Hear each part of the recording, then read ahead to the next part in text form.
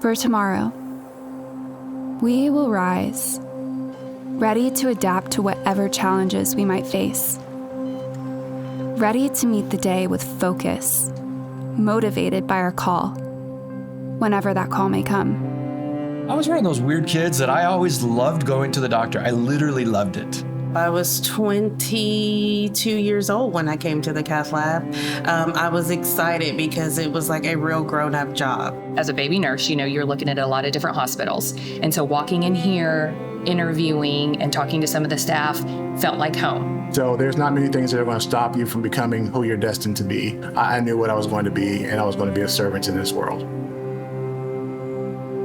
For tomorrow, we will remember the perseverance of those that came before, those who found their call in a foreign land, setting the groundwork, planting the seeds, anticipating the need, trusting God they continued to believe.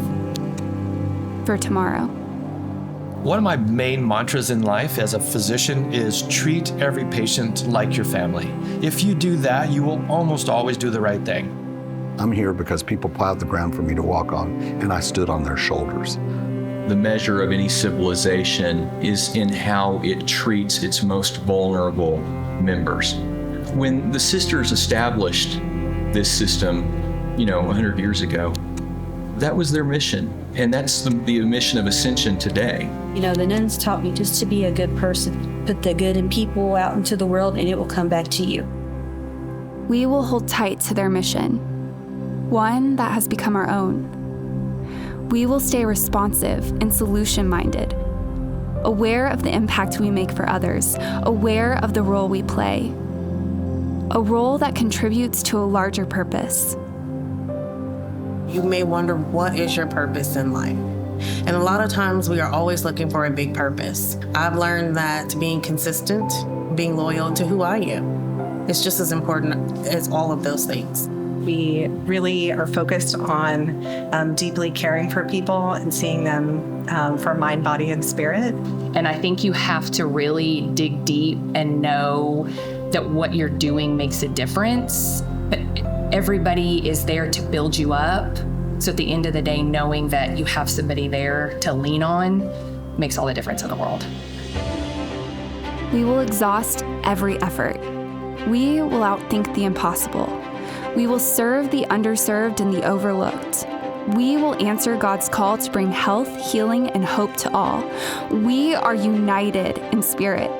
We are Team St. John. Our anniversary is 100 years. The first two patients, you know who they were? A mother and a child. The mother showed up about a week before we were open and delivered a baby. Before we were ready, we were ready. We can do anything at a moment's notice. We know how to get our stuff together. We know how to save these patients. We know what they need. We're getting ready to be 100 years old, right? And you look at that and you think, they've never fallen. They've never succumbed to whatever challenge there was. They've overcome over and over again. And their mission is God-centered. The fact that it has been here for such a long period of time and has been able to withstand the test of time, to me, makes St. John incredibly special. To be honest, St. John is a family. This is my home away from home. And we will continue to keep the promise we made 100 years ago. To meet every fear with a greater faith. To be the healers, the helpers, and the hope bringers today. For tomorrow.